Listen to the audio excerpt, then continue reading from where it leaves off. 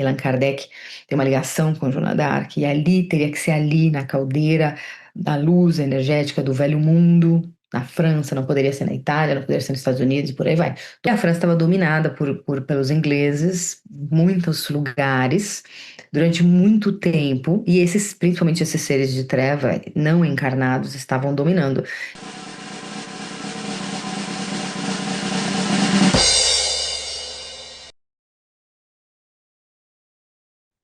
Então, boa noite a todos. Obrigada por estarem presentes neste entretenimento essencial.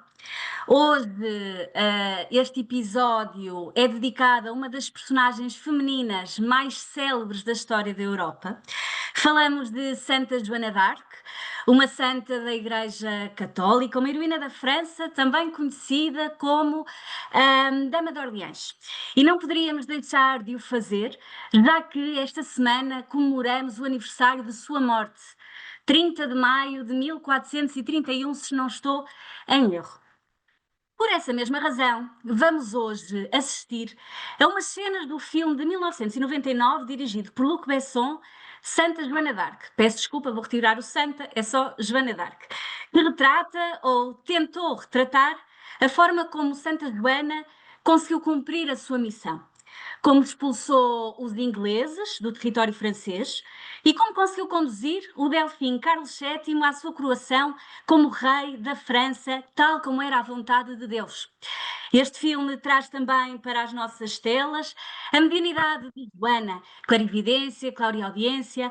Vimos algumas cenas em que ela recebe e tem visões e recebe mensagens espirituais de São Miguel Arcanjo, de Santa Catarina e Santa Margarida, como vamos falar neste entretenimento essencial.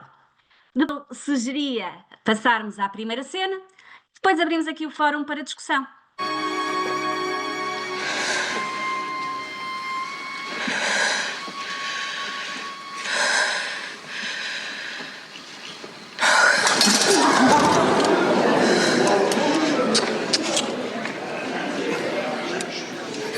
Não precisa ter medo, senhor. Eu não sou o rei. Eu sei que ainda não é, mas logo será.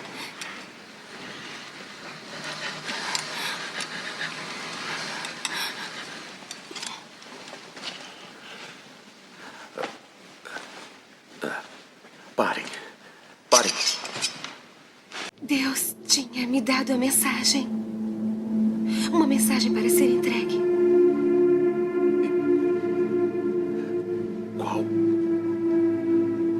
Qual era a mensagem?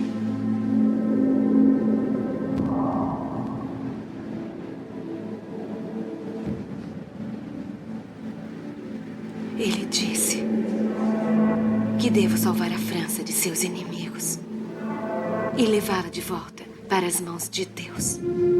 Ele me disse que eu, Joana, o levarei ao altar em Reims, onde será coroado rei.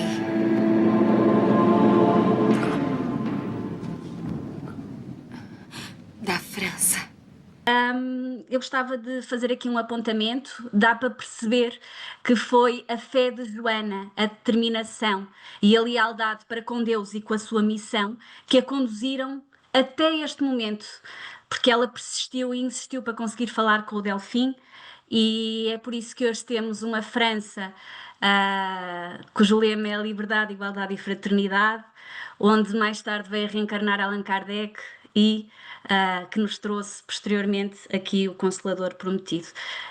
Eu não sei se alguém quer dizer alguma coisa, posso passar a palavra à Carolina, ou alguém quer fazer algum comentário antes? E eu vou explicar sempre do lado mediúnico. E dela que é conhecida, né? Que assim, vem à tona uma das primeiras pessoas de visibilidade mundial que tem uma mediunidade. Claro que existiram muitos seres reencarnados no mundo com grandes mediunidades, Platão, Sócrates, gente, tantas coisas maravilhosas, outros tantos, né? Mas ela é que tem a primeira Uma das primeiras, né, que a mediunidade é esclarecida, estudada, né? Então tem umas coisas assim de grande notoriedade e que serve a sua mediunidade para um progresso da humanidade, né? Então, assim, tem várias, vocês prestaram muito bem atenção na cena, mas quando ela fala com o Delfim, eu vou numa cena, assim, muito forte, quando ela fala assim, a mensagem que eu tenho para te dar é que a espiritualidade pediu que eu salvasse a França, que a França voltasse para as mãos de Deus. E isso é muito forte. Então, para quem estuda a espiritualidade, a gente sabe que na época medieval, e isso se passou na época medieval, e Joana d'Arc viveu na época medieval, foram abertas o que a gente chama de portas do inferno. Tá? Então, para existir uma evolução terrena, humana e também do orbe terrestre do planeta Terra, os seres de trevas mais perigosos, eles ficaram aprisionados num lugar, numa uma faixa vibratória durante muitos e muitos anos, dizem 1000 anos. E num acordo com o governador da Terra, Jesus Cristo Sananda. Em determinado momento da Terra, eles poderiam voltar, alguns deles. E foi na época medieval. Para vocês entenderem o contexto geológico, geográfico e espiritual, a França detém a caldeira de luz da Europa. A caldeira de luz do mundo estava no Tibete. Hoje já foi explicado isso aqui. Ela migrou para a América do Sul. Acredita-se que está na Patagônia.